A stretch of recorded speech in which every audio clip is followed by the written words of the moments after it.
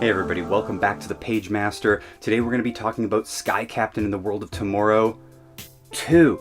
So there is no sequel to Sky Captain, unfortunately, but in 2020 we did get this amazing Sky Captain and the Art of Tomorrow, which is written by Kevin Conran, who is the brother of the director, who is also in charge of most of the special effects, although I'm sure it was a big team effort, because if you know anything about the production of this movie, they really pioneered that whole entire movie filmed on a blue screen or green screen set, and the technology wasn't really there before. No one had ever really seen it, so they had a huge mountain to climb, and for various reasons, you know, the Hollywood grinder just chewed up this beautiful morsel, and even though we all got to see it, it didn't get the sequel, like Tron Legacy doesn't get a sequel, and many other movies that deserved a sequel did not get one.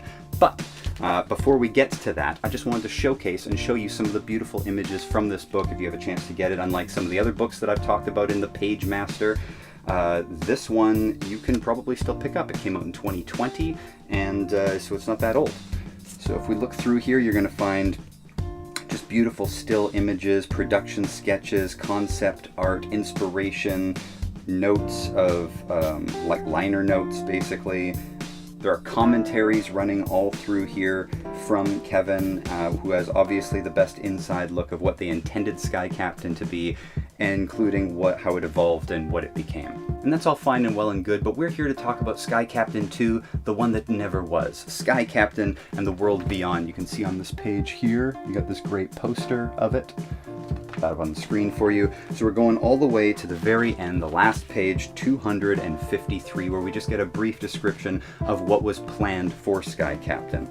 And all you really need to know before this is that the original intention to make Sky Captain was to do it in black and white, like the old 1950s and 40s serials that were coming out, that it's clearly homaging.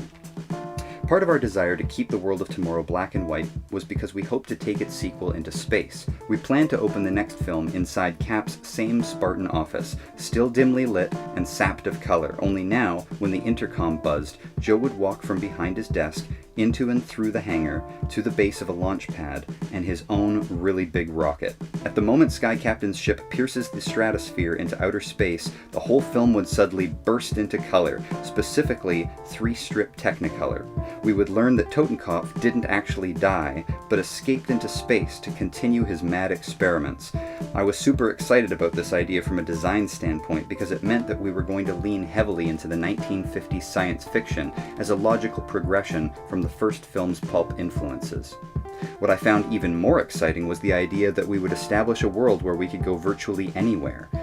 I saw it as a chance to do our own Johnny Quest, just bigger and weirder. Getting into outer space meant that we could go to alternate dimensions, alien worlds, even back or forward in time. It would have been fun. After our film's release, a Japanese animation studio wanted to produce a series on the further adventures of Sky Captain, and Sideshow Collectibles wanted to create an entire line from our film. When our financier and producer couldn't agree on their own terms, these opportunities vanished. Too bad. They would have been fun too. So there you have it. A little glimpse into what could have been for Sky Captain 2. Click the like button, leave a comment of other movies that you'd like me to discuss on the Pagemaster, and I'll see you next time on the Pagemaster.